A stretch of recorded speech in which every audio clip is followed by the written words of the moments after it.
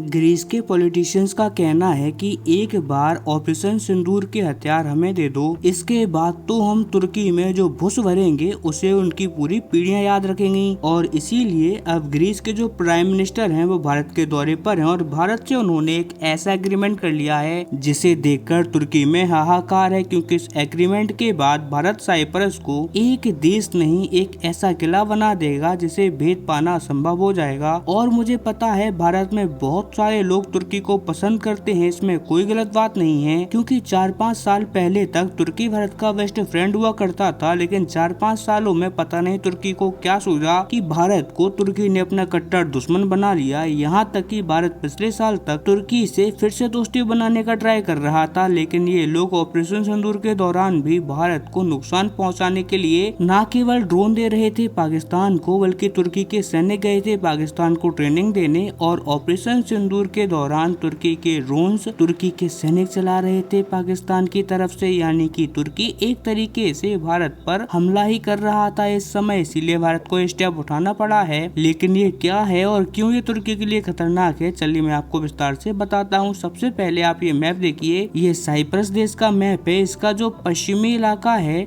आज की तारीख में यही बचा हुआ है। ऐसा इसीलिए क्योंकि ये ईस्टर्न इलाका आप देख रहे हो, पूर्वी इलाका जो इसका है, इसे अब से 40 साल पहले तुर्की ने कब्जा कर लिया था हमला करके। जी हाँ, बिल्कुल उसी स्टाइल में से कब्जाया गया था जैसे पाकिस्तान ने कबायलियों को 1948 में कश्मीर के अंदर एंट्री करवा कर पाकिस्तान ऑक्यूपाइड कश्मीर को कब्जाया था। बिल्कुल उसी स्टाइल में तुर्की ने भी ये साइप्रस का इलाका कब्जा लिया था। यहाँ पर भी मुस्लिम आबादी ज्यादा हुआ करती थी, क्रिश्चियन कम हुआ करते थे, इसीलिए ये इलाका बड़ी आसानी से वो कब्जा ले गए। लेकिन साइप्रस इरादा रखता है अपने इस पूरे इलाके को वापस एक संयुक्त साइप्रस बनाने का, और इसमें उसका साथ दे रहे हैं ग्रीस और फ्रांस जैसे देश। लेकिन ये लोग भी पूरी तरीके से मदद नहीं कर पा रहे हैं और साइप्रस 40 साल से ज्यादा हो गए हैं और अपना इलाका अभी तक वापस नहीं ले पाया। क्यों? क्योंकि तुर्की है एक नाटो का देश और इसीलिए नाटो के डर की वजह से ये लोग खुलेआम साइप्रस को मदद नहीं दे पाते। लेकिन अब साइप्रस को एक ऐसा देश मिल गया है जो कि पूरी तरीके से निडर है, किसी से डरता नहीं है, ना नाटो से, ना नाटो के बाप अमेरिका से। इसीलिए अब भारत ऐतिहासिक मदद करने जा रहा है साइप्रस। दरअसल भारत ने एक defence road map corporation agreement sign कर लिया है आज साइप्रस के साथ। ये रोड मैप क्या है? तो ये रोड मैप एक तरीके का प्लान होता है कि आपको हम इतने महीनों के बाद ये हथियार सप्लाई करेंगे, इस हथियार के बाद ये हथियार हम आपको देंगे। और अमूमन ये तभी साइन होता है जब दो देशों के बीच में बहुत ही ज्यादा घनिष्ठ संबंध हो, और जिसके साथ आपके घनिष्ठ संबंध हैं वो कोई बड़ा युद्ध करने का इरादा ही रखता होगा। साइप्रस यही इरादा रखता है, वो अपने आप को एक किले में बदल देना चाहता है, एक ऐसा आइलैंड किला जिस पर हमला करना टोटली असंभव हो। और भारत इसके लिए न केवल डिफेंस सिस्टम बल्कि अटैकिंग वेपन जैसे ब्रह्मोस और प्रलय जैसे खतरनाक वेपन मिसाइल भी सप्लाई कर दी जाएंगी साइप्रस को, यानी कि हम उसे बहुत ही ज्यादा ताकतवर बनाने वाले हैं। अभी तक जो हथियार क्रिश्चियन देश एक साइप्रस को नहीं दे पा रहे थे,